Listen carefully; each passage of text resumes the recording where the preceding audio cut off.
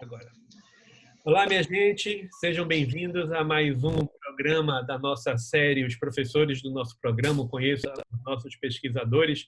Meu nome é Adriano Peixoto, sou professor aqui do programa de pós-graduação em psicologia da Universidade Federal da Bahia e hoje estamos recebendo aqui para uma conversa a professora Janice Aparecida Janicek.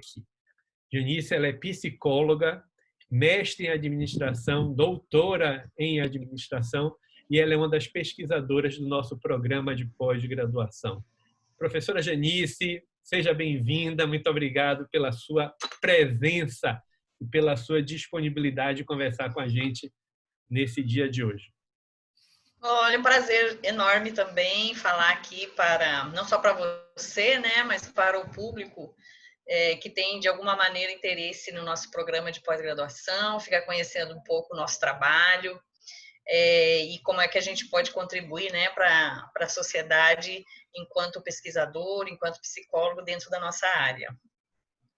Pois é, essa é uma coisa interessante. Eu queria que a gente começasse justamente por esse ponto, né? Você é psicóloga, e mais mestre e doutor em administração. Eu queria que você contasse para a gente um pouquinho, Janice, como é essa coisa falasse um pouco dessa sua trajetória. Como é que você chegou na psicologia e dentro da psicologia o que é que te trouxe para esse campo que aí é a psicologia organizacional e do trabalho? Como é essa passagem? Sim. Pois é, isso é algo assim que as pessoas sempre me perguntam, né? Como é que você passou da psicologia para a administração? Pode um psicólogo fazer mestrado e doutorado em administração? E aí, essa trajetória, na verdade, ela começa, uma coisa vai levando a outra, né, Adriano? Ela começa na minha formação, né, como psicóloga. Eu fiz o curso de graduação em psicologia. E desde o início eu sempre tive interesse e contato assim mais efetivo com a área de psicologia organizacional e do trabalho. Embora na época que eu me formei, 1900 e bolinha, né, nem vou falar quando, mas já faz algum tempo, a nossa área dentro do curso de psicologia era uma área extremamente insignificante, né? No curso que eu fiz. Me formei lá em Pelotas, no Rio Grande do Sul. Então, na verdade, durante o curso, eu tive 2 disciplinas dessa área, da qual eu me lembro de uma apenas, que era recrutamento e seleção. Então, se você olhar do ponto de vista da minha formação durante o curso de graduação, eu não teria quase nenhum motivo para me direcionar para essa área, né? Mas eu sempre gostei de estudar, de ler coisas a respeito de recursos humanos, né? Que na época era uma área assim que muito ligada com o trabalho do psicólogo, muito tradicional do trabalho do psicólogo. Então, eu sempre tive esse interesse, sempre gostei muito desses assuntos. E isso juntou na época com uma experiência de estágio que eu tive, que na minha formação a gente fazia estágio nas 3 áreas, né? Fazia na clínica, na escola e na organização, era obrigatório fazer um semestre em cada área dessa. E aí eu tive a oportunidade de fazer quando eu fiz o estágio em uma organização, eu tive uma experiência muito gratificante nessa organização, né? Eu fui a primeira pessoa, a primeira estagiária, a primeira experiência que essa organização teve com um psicólogo. Eles nem sabiam o que era que fazia um psicólogo. Eu me inseri lá muito assim, como um espaço de estágio que foi aberto meio assim no improviso, porque a minha orientadora precisava achar um lugar e ela conhecia essas pessoas, e aí essas pessoas abriram esse espaço.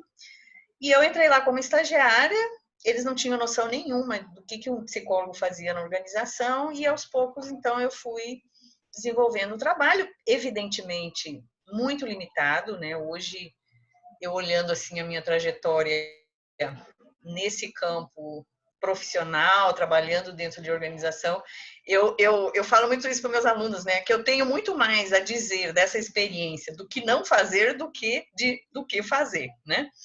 Porque a formação bastante precária faz a gente se deparar com situações em que a gente realmente não tem preparo e não sabe o que fazer.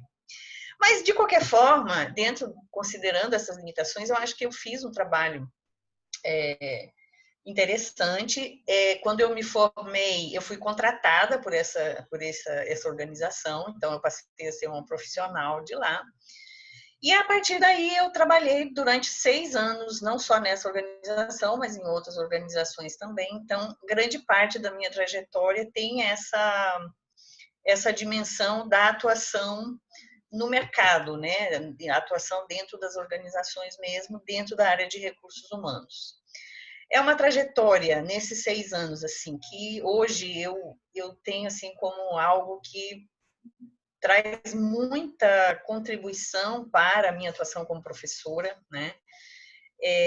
Eu ainda hoje, claro que um pouco já passou tanto tempo, né? Mas mesmo assim você tem ainda muitos exemplos que a gente traz dessa vivência prática, né? Dessa atuação para trazer para os alunos e trazer questionamentos, né, de como é que essa atuação era adequada, não era adequada, como é que a gente pode analisar esses exemplos que eu trago. Então, esse tempo chegou a um limite, né? Eu estava trabalhando numa organização e aí eu comecei a ter contato com amigos e pessoas que estavam fazendo mestrado em administração lá em Santa Catarina, na Universidade Federal de Santa Catarina. E eu já estava numa fase assim da minha vida profissional que eu estava com imensos desafios, imensas situações que eu não tinha noção de como é que eu iria atuar como psicóloga nesses contextos. Eu estava com vários dilemas assim profissionais. E quando eu comecei a ter esse contato com essas pessoas que traziam informações do mestrado, como era o mestrado, que eu nem sabia que direito que era, né? Eu comecei a me interessar bastante ao ponto de participar da seleção e tal. E aí, quando eu entrei no mestrado em administração, eu não tinha muita noção do quão importante ele foi para superar todos esses dilemas, todas essas dificuldades que eu tive, né, na vida profissional inserida em organizações, inseridas na área de recursos humanos.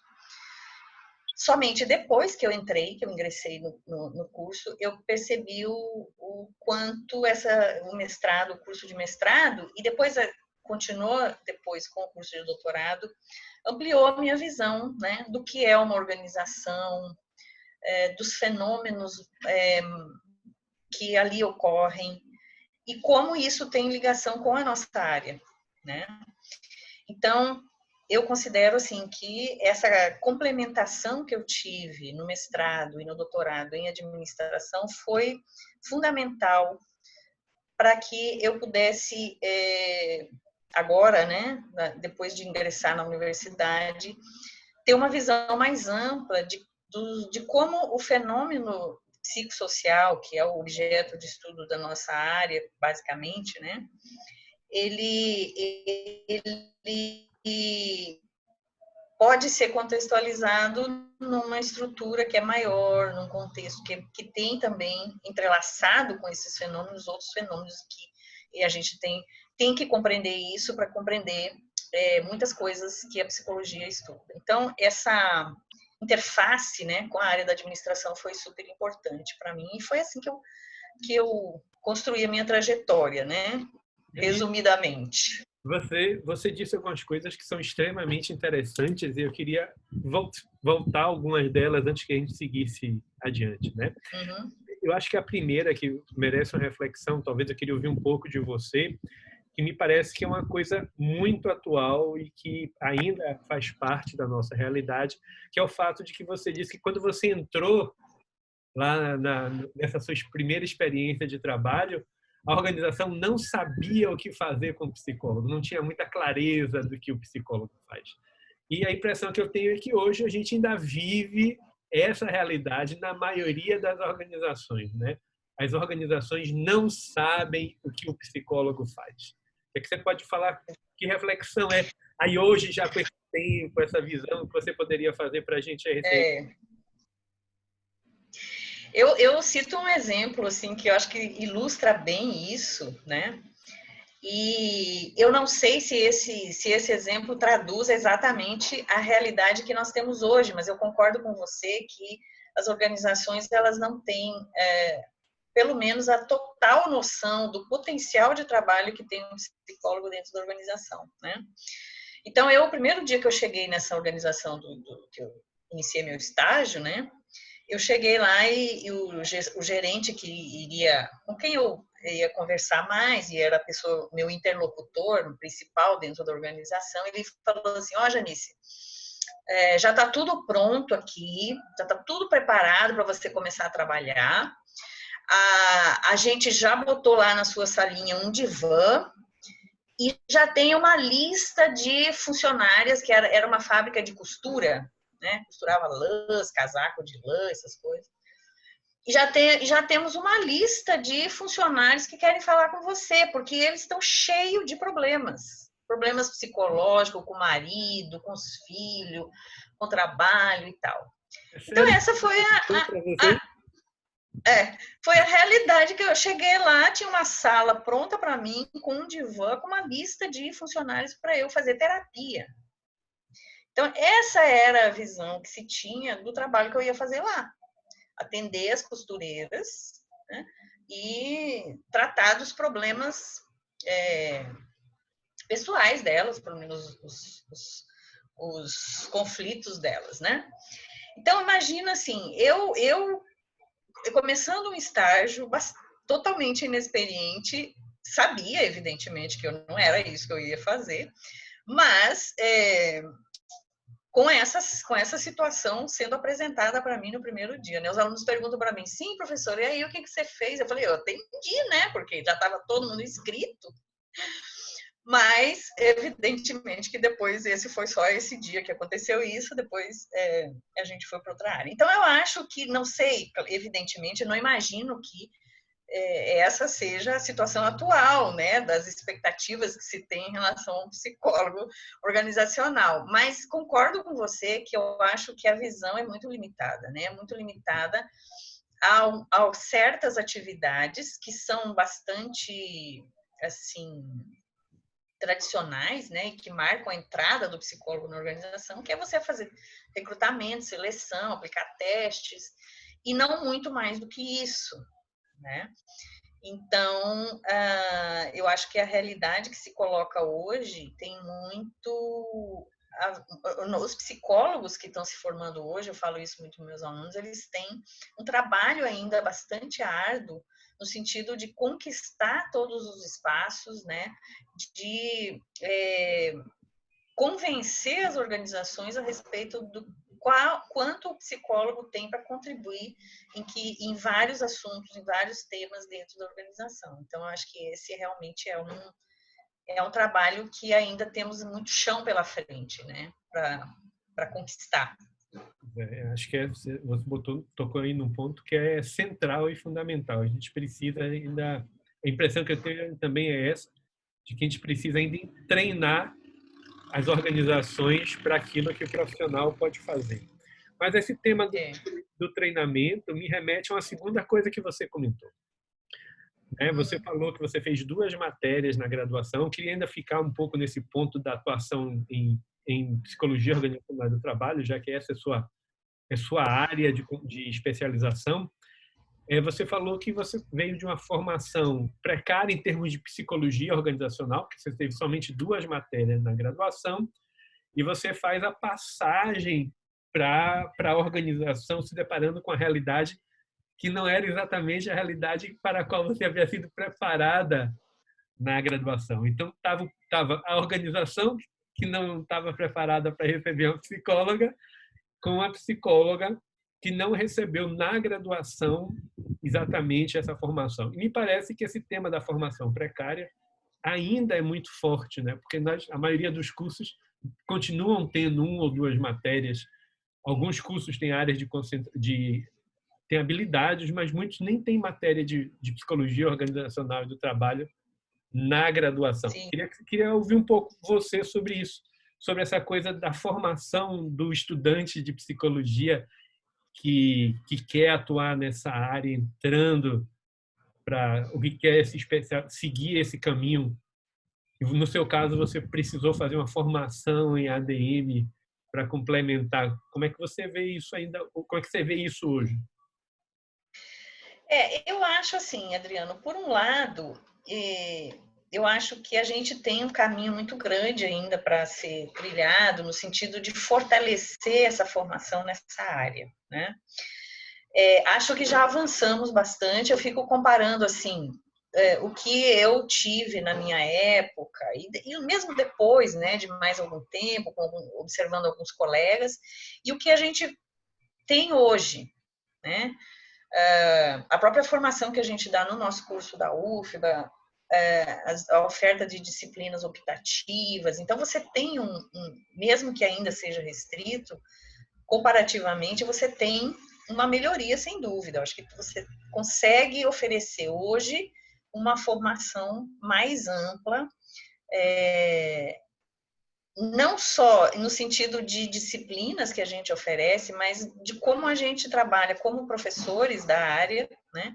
Como a gente trabalha com os alunos, no sentido de esclarecer a eles que a atuação do psicólogo não é restrita e que o psicólogo não é um simples, eu falo muito isso para os alunos assim, não é um simples obreiro, né? Que vai lá cumprir determinadas tarefas que já são feitas há muito tempo, ou que são implementadas há pouco tempo, não interessa, mas que é aquilo ali, as atividades que ele faz, como se ele fosse um trabalhador que vai lá para desenvolver algumas tarefas, cumprir aquelas tarefas e pronto, né? Acho que tem muito isso ainda na nossa realidade.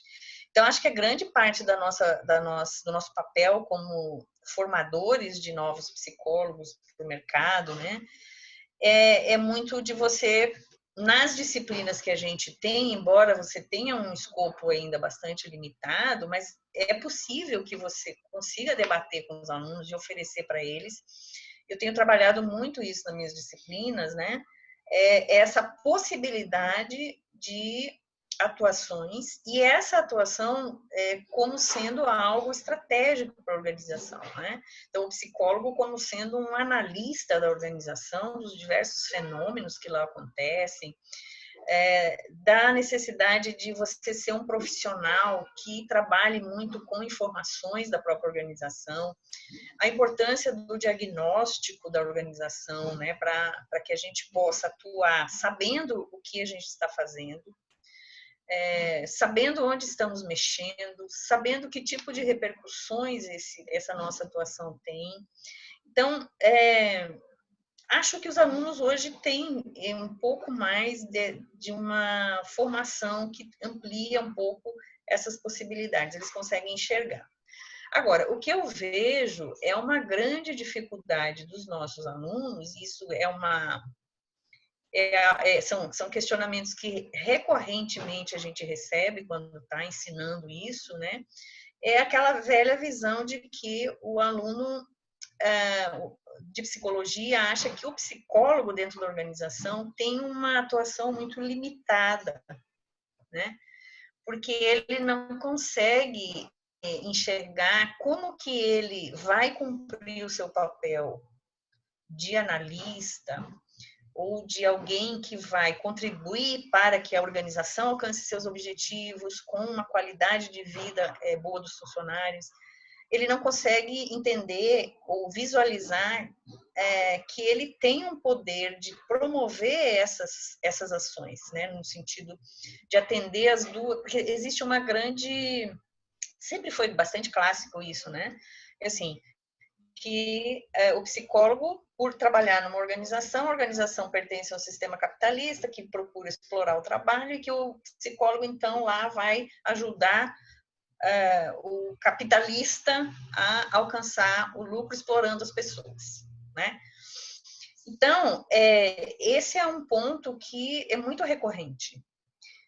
E realmente eu falo para os alunos o seguinte: se vocês não acreditam nisso, nessa possibilidade de transformar contextos organizacionais em ambientes de trabalho onde as pessoas possam se sentir melhores, né, se desenvolverem, estar num ambiente de trabalho e numa organização que consiga alcançar seus objetivos e tal. Se você não acredita nisso, é melhor você não ir para esse contexto, né? Vai para outro contexto.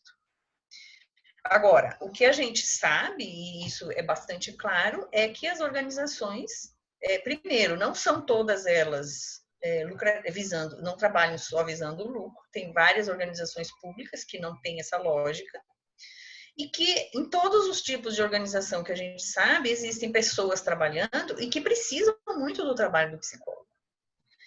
E que talvez organizações que não têm a lógica capitalista sejam os lugares onde você tem mais pessoas sofrendo no trabalho.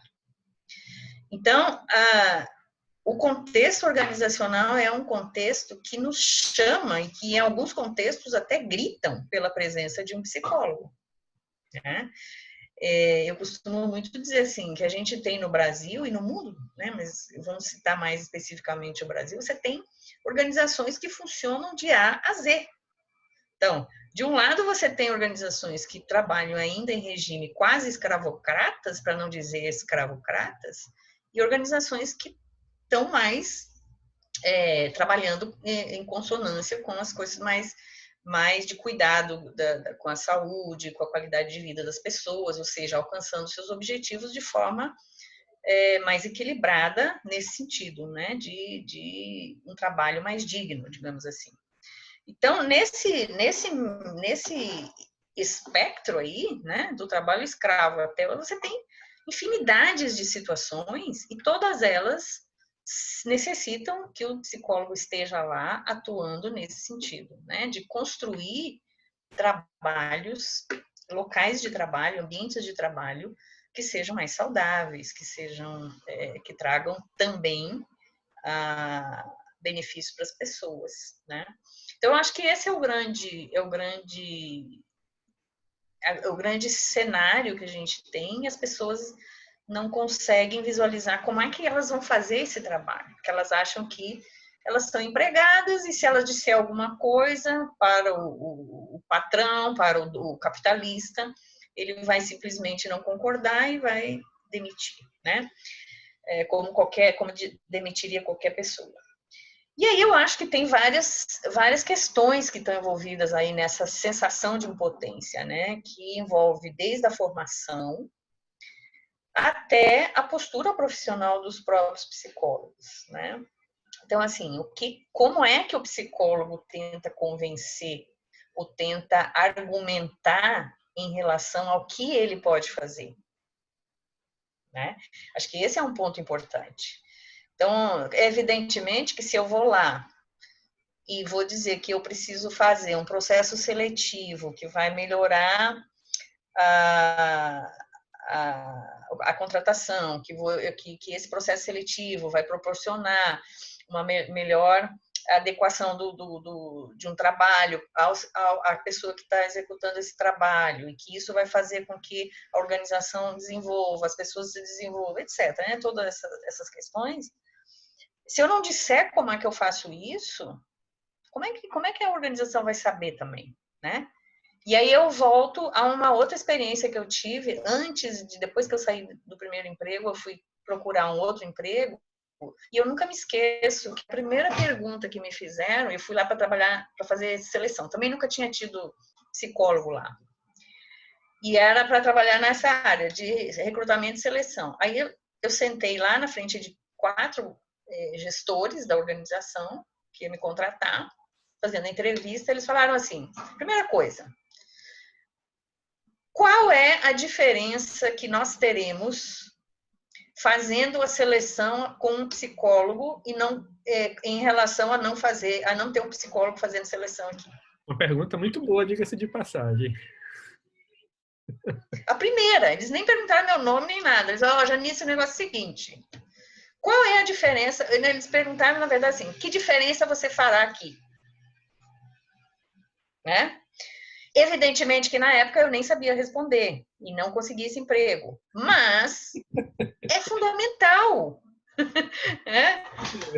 É fundamental, porque por que eu não sabia responder? Porque eu não sabia.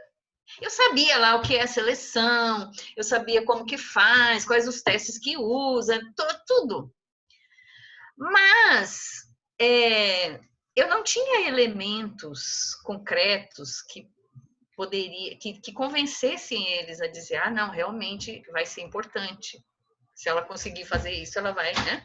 Então eu respondi, claro, mas eu respondi com uma retórica muito abstrata, muito assim, subjetiva, né? Com aquele linguajar que nós temos. Ah, porque vai melhorar. Mas se você vai esmiuçar bem, você não tem nada concreto. Então eu acho que esse é um ponto importante. E aí entra a questão, né, que a formação também envolve, eu sempre falo para os alunos também. Ai, Adriano, estou falando demais ou não? Já estou falando em outras coisas. Tá ótimo. Eu me sacudi aqui porque eu tenho uma luz na minha frente que ela está ligada a um Wi-Fi. Sim. E a lâmpada começou a falar de repente e cortou. E eu estava doido procurando o botão para desligar antes que alguma coisa estranha aparecesse. Mas eu vou aproveitar porque você está falando uma coisa que era uma pergunta que eu ia te fazer depois quando você falasse do doutorado, mas é para você continuar nisso, que era o seguinte: você falou, você é psicóloga com mestrado e doutorado em administração, mas sua identidade profissional é psicóloga. E aí quando você começa a falar dessa explicação, eu acho que aí eu comecei a pensar aqui que essa explicação tem tudo a ver com essa colocação sobre sua identidade ser psicóloga, mesmo tendo você feito mestrado e doutorado. Então, eu vou lhe pedir que você continue no que você estava falando, refletindo um pouco sobre isso. Eu acho que tem tudo a ver pelo que você está seguindo no pensamento. Você está falando justamente de por que ser psicólogo, né? Por que contratar um profissional de psicologia. Isso.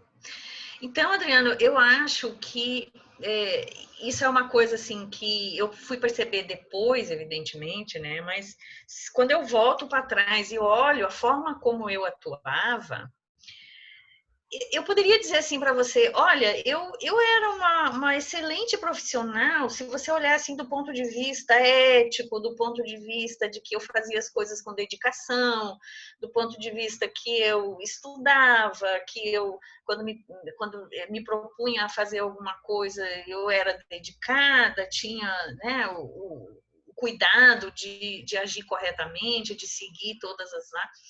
E que muitas vezes não deram certo. Né? Aquilo ficava assim, a sensação é que você trabalha e o resultado não aparece. Resultado organizacional ou resultado pessoal? Os dois. Os dois, por causa do que você não consegue mostrar, e essas coisas não se evidenciam, não aparecem.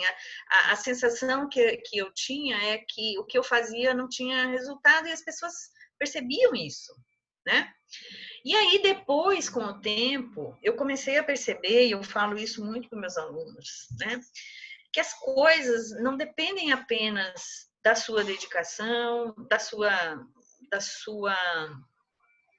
do seu domínio teórico, das suas coisas. Depende muito também de você conseguir juntar os elementos, juntar as informações que vão mostrar o resultado do seu trabalho. Então, é muito comum, vou dar um exemplo, assim, a gente tem os estagiários do curso, né, que se inserem em organizações, a gente começa a trabalhar e no começo do estágio a gente senta com o aluno para ele montar um plano de estágio. Aí é muito comum os alunos dizem assim, Janice, eu tô lá nessa empresa, mas é uma empresa que faz seleção, aí eu faço entrevista, aplico teste, e é isso, eu já sei a entrevista, é isso, não sei o que é isso. Tá? Então, assim, você vê que, eu disse assim, ok, você tem alguma noção de qual é o resultado que essa entrevista que você está fazendo, que esse teste que você está aplicando para selecionar pessoas, qual é o resultado que isso tem para o cliente que está contratando a pessoa? Você já pensou em analisar até que ponto a forma como você faz a entrevista, o tipo de teste que você usa, se precisa usar teste? Você já questionou isso? Você tem um levantamento, lá nessa empresa, tem um levantamento dos resultados, dos impactos que esses processos seletivos têm para a organização? Então, é isso. A gente não tem. Como é que eu vou chegar e vou dizer para a organização que o processo seletivo que eu estou fazendo está trazendo impactos bons para a organização? Eu tenho que ter informação, eu tenho que ter dados a respeito disso, né? Então, eu acho que esse é um grande problema. A gente não trabalha, talvez seja difícil a gente ver hoje numa organização uma área ou algum tipo de profissional que não tenha esse controle, né? Que não tenha algum indicador de que você está realizando um trabalho que está trazendo impactos bons para a organização, impactos positivos. Só que aí você precisa ter um conjunto de informações, né, que você precisa organizar, onde você possa comparar. Antes de ter fazer isso, era esse o resultado, e depois que a gente começou a fazer isso, nós temos esse. O famoso pré-teste e pós-teste. E aí eu falo muito para os alunos assim, mas aí você precisa também, né, de saber manipular dados, de saber montar um banco de dados, de saber montar uma série histórica. E aí entra a disciplina de pesquisa, que os alunos acham que fazer pesquisa é só para ser pesquisador, mas não sabe o grande potencial que tem você saber montar um questionário, você saber montar um banco de dados, você saber analisar dados, montar gráficos, montar tabelas, montar série histórica, montar dados comparativos. Porque isso você precisa usar o tempo todo.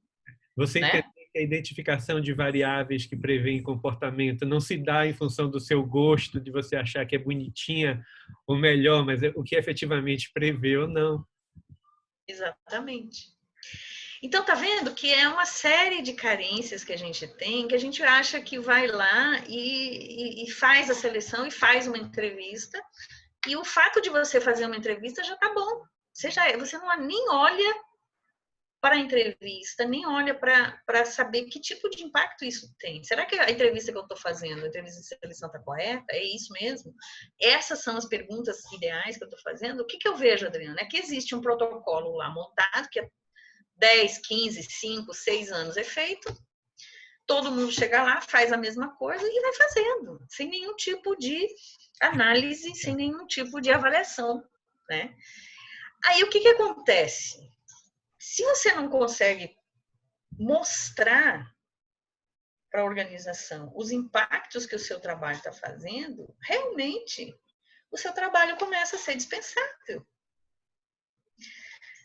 Então, eu me sentia muito assim durante a minha. Eu não consegui fazer isso na minha trajetória. Por quê? Porque eu não tinha nem noção que eu tinha que fazer isso. Eu achava que simplesmente era lá fazer. Então, por mais que eu olhasse no livro, né, pesquisasse como que faz uma entrevista de seleção, e você tem milhares, você faz muito bem feitinha, conforme os manuais te mandam. Mas e aí? Qual é o resultado disso? Que tipo de impactos isso teve para a organização, né? Voltando àquela pergunta, que diferença eu estou fazendo aqui?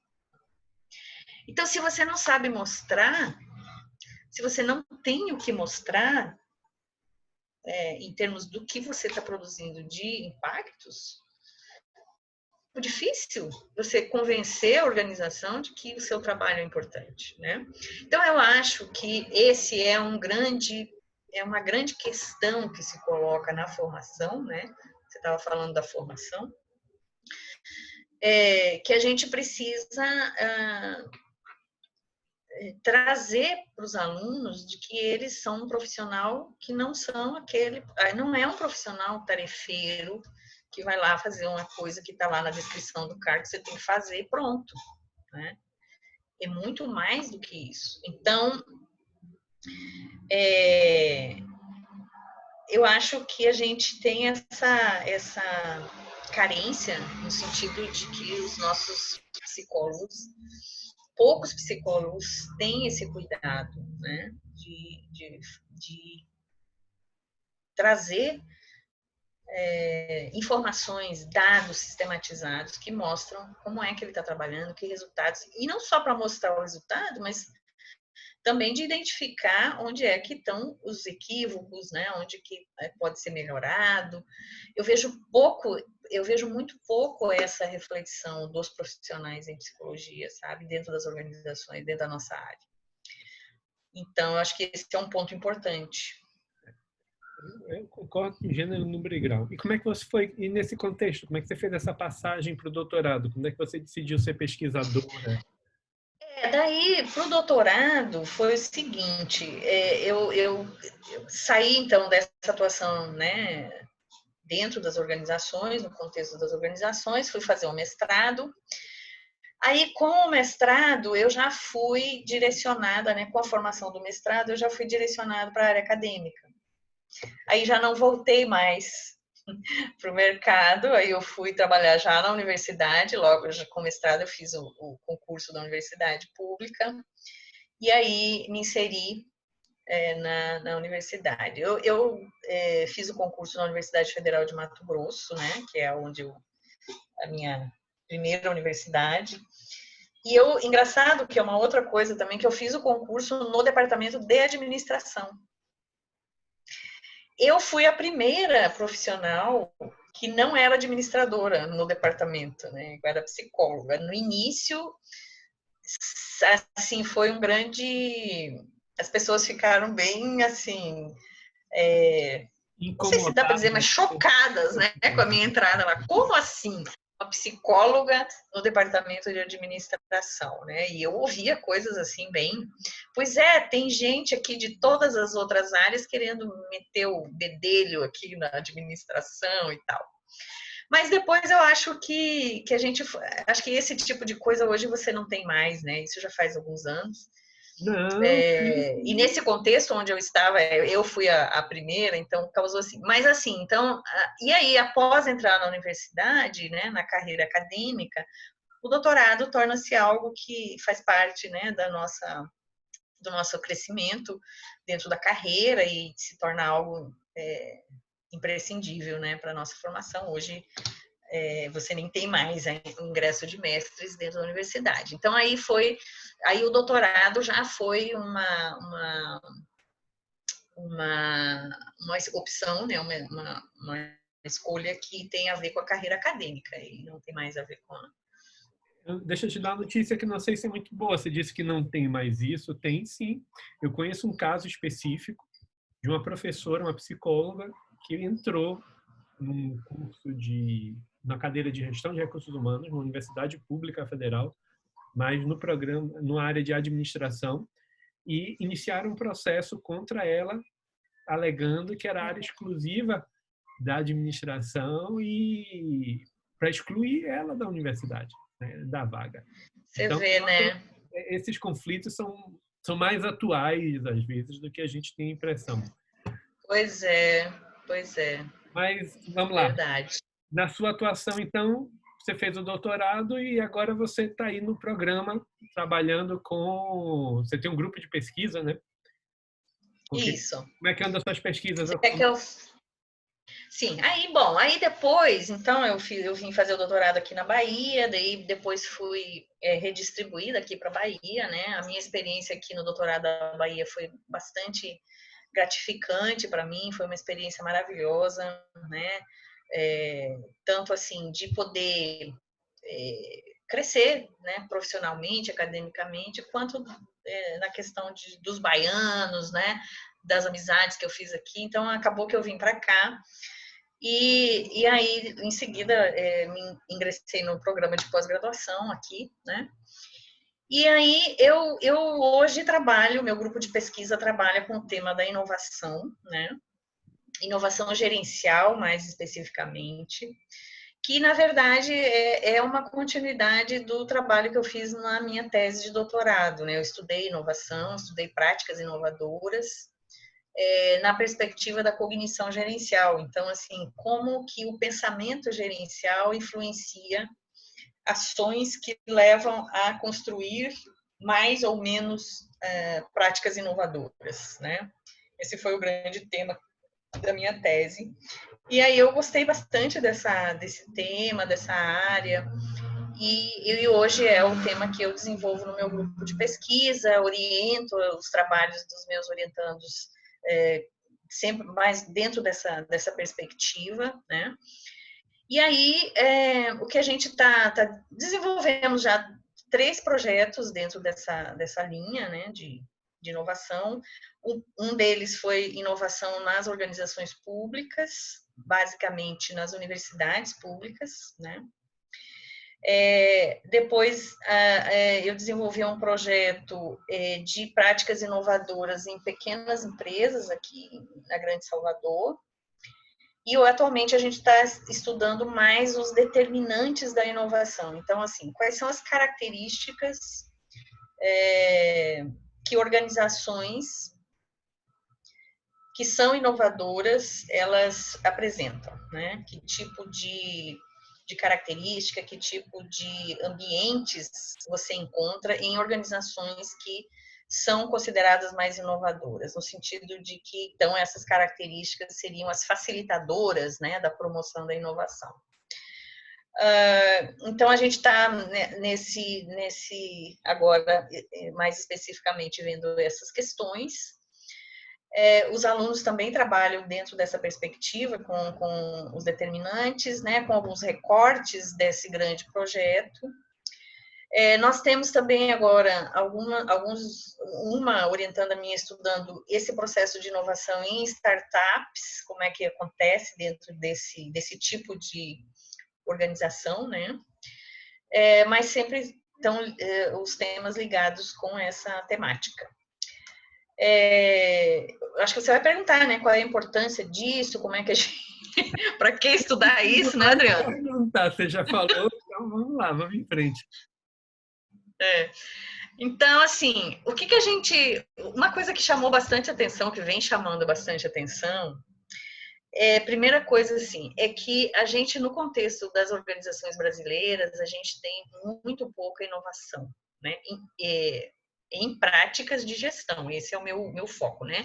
Que a inovação, se você fala essa palavra inovação, ela abre um campo bastante amplo, né, de classificações, de tipos de inovação, então, talvez a gente conheça mais, ou lembre mais, quando a gente fala de inovação, das inovações que estão na dimensão mais tecnológica, né, naquilo que a gente... inovação em máquinas, em equipamentos, em serviços até também é um pouco mais visível. E essa parte da inovação em gestão, em práticas de gestão, ela é menos estudada, menos explorada, então você tem ainda muito pouco material sobre isso, né? E aí as pesquisas que a gente fez, que a gente tem feito, tem mostrado que as organizações brasileiras que a gente estudou, né, as públicas, as pequenas e médias empresas, e agora a gente está estudando outras organizações também, de uma forma geral, se inova muito pouco e se tem ambientes organizacionais ainda muito frágeis no sentido de serem ambientes que facilitam a inovação, né? Então, eu creio que a gente precisa ter esse levantamento, é o que a gente está buscando fazer, né? Até que ponto a gente está criando organizações, as organizações estão desenvolvendo ambientes em que haja esse estímulo, em que haja condições para que as pessoas produzam a inovação, né? Então, esse é o grande motor, assim, que impulsiona a gente a ver esse tipo de pesquisa, para conhecer onde estamos nesse sentido, né? Como é que as organizações brasileiras estão lidando com isso. Então, nas universidades, por exemplo, a gente sabe que no setor público você tem um ambiente organizacional, um contexto onde a inovação ela é bem mais complicada de ocorrer, embora a gente tenha exemplos em algumas organizações públicas, exemplos bastante interessantes de inovação, né? Principalmente com a introdução de tecnologias da informação.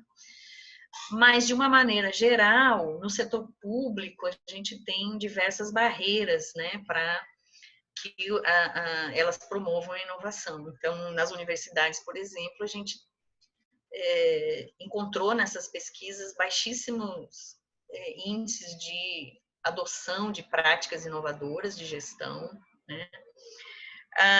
As práticas que se identificam como sendo inovadoras, elas são bastante tradicionais, mas do ponto de vista das universidades ainda são consideradas inovações, porque é algo que eles veem como novo dentro daquele contexto, né, que é uma forma de ver a inovação também. Então, a gente chega assim, que a gente pudesse concluir que a gente tem ainda muito caminho pela frente para avançar na promoção de mais inovação. Nesse contexto que estamos agora, não sei se dá para falar disso, Adriana, do contexto que vivemos agora, uma das coisas que a gente está repensando, né, é como vai ficar essa questão da inovação nesse mundo que vai sofrer transformações significativas, né? Então, como é que vai ficar isso? A gente sabe que essas condições que favorecem a inovação, elas têm muito a ver com o trabalho em equipe, com as inter-relações que se estabelecem, com um sistema mais cooperativo, com o compartilhamento do conhecimento, com a convivência com a diversidade. Então, esses são, digamos assim, os grandes eixos fundamentais que alicerçam esses ambientes inovadores, né? Então, como é que isso vai ficar quando a gente começa a ver novas configurações do trabalho, trabalhos precarizados, né? Onde as pessoas não se reúnem mais, pelo menos presencialmente, né? Então, até mesmo o impacto da interferência das tecnologias da informação, né? Das reuniões, dos contatos virtuais, como é que isso vai impactar a troca de conhecimento, o compartilhamento do conhecimento, o trabalho em equipe, a cooperação. Então, a gente tem um universo aí que se abre no sentido de que a gente possa analisar como é que vai ficar esse fenômeno da inovação nesse novo contexto, né? E olhando principalmente aquilo que determina mais a inovação. Então, esse agora vai ser o nosso foco, assim, né, dentro do grupo de pesquisa, da própria área de gestão, de que a gente possa unir, então, a análise dessas transformações, do novo mundo do trabalho, dos novos arranjos organizacionais, e como é que essa temática da inovação, especificamente dentro do meu grupo de pesquisa, como é que isso vai ser impactado, né? Se aquilo que a gente já conhece, que tradicionalmente é apontado como sendo algo importante para gerar inovação, se isso continua, como é que isso se altera, para onde a gente vai. Então, esse é o grande desafio hoje, né, dentro da minha linha de pesquisa, e que não deixa de ser uma coisa estimulante, né, porque realmente eu acho que estamos num momento aí que muitas coisas para aprender, para conhecer, para analisar. Né? Muito bom, muito bom. Pois, professora Janice, muito bem, muito obrigado. Realmente é um tema extremamente interessante e em tempos de isolamento e quarentena, que esse inclusive é um dos motivos pelos quais nós estamos fazendo isso online, não presencialmente, com certeza é uma área, um tema que vai estar aí explodindo, como é que a gente lida com o conjunto de coisas novas que estão surgindo, como é que as organizações se deparam, dão respostas e como é que as pessoas enfrentam esse tipo de situação.